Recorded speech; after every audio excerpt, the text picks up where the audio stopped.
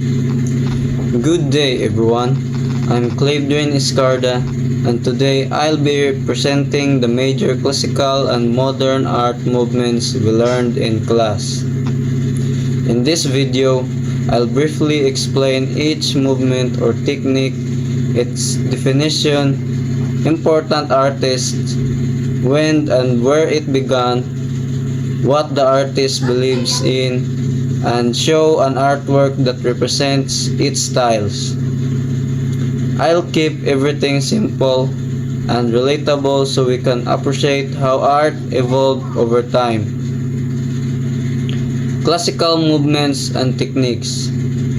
Naturalism, a style that aims to represent subjects realistically as they naturally appear without exaggerations. Proponents Leonardo da Vinci, Caravaggio.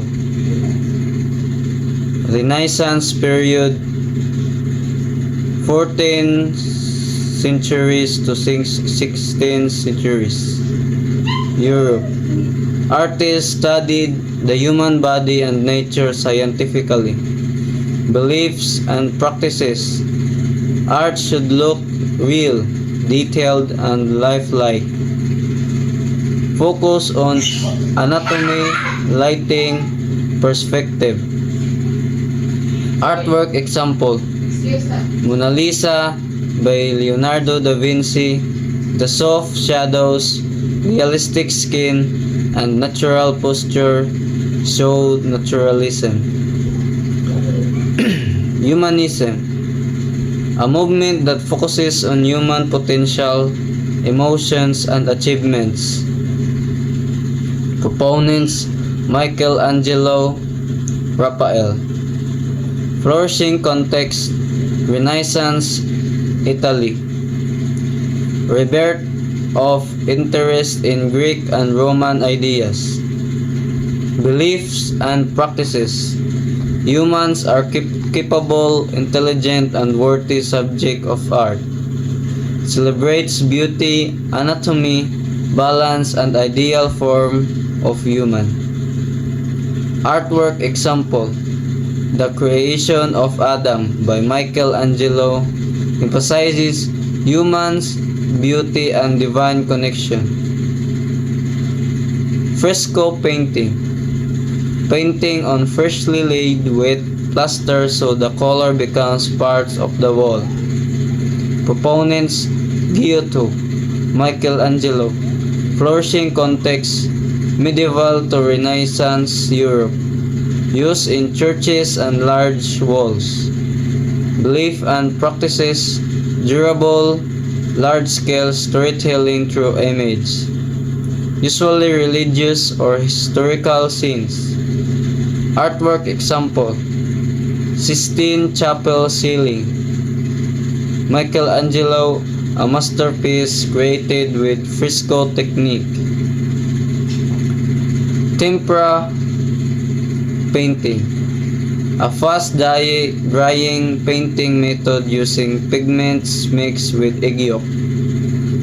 Proponent Sandro Botticelli. Flourishing context: early Renaissance, before oil paint became popular. Beliefs and practices: focus on fine details, bright colors, and smooth textures. Artwork example: The Birth of Venus, done in tempera, showing clear lines and vibrant tones. Oil painting, using pigments mixed with oil, slow drying, and flexible. Proponents Jan van Eyck, Rembrandt. Flourishing context: Northern Renaissance, 14th centuries. Became dominant across Europe. Beliefs and practices: allows blending deep textures and realism. Artwork example: Girl with a Pearl Earring by Vermeer. Soft lighting and smooth blending typical of oil paint. Impressionism, a movement focused on capturing quick impressions of lights and color. Proponents: Claude Monet. Flourishing context: France, late 18th centuries. Artists painted outdoors to capture natural light. Beliefs and practices: visible brush strokes. Focus on light, atmosphere, and everyday scenes. Artwork examples: Expression, Sunrise by Monet. Soft colors and low strokes shows a moment in time. Post-Impressionism, a movement that built on Impressionism but added stronger emotion and structures. Proponents: Vincent van Gogh. Flourishing context: late 18th centuries Europe. Beliefs and practices: artists expressed emotions through color and shapes, more personal and symbolic.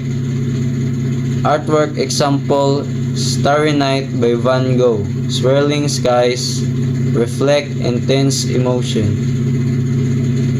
Cubism, art that breaks objects down into geometric shapes. Proponents: Pablo Picasso. Flourishing context: early 90s Paris. Inspired by technological change and new perspectives. Beliefs and practices: shows multiple viewpoints at once. Uses cubes, angles, fragmented forms. Artwork examples: Les Duomissiles da Vinci. Figures appear broken and angular. Fauvism, a style using wild, bright, and unnatural colors.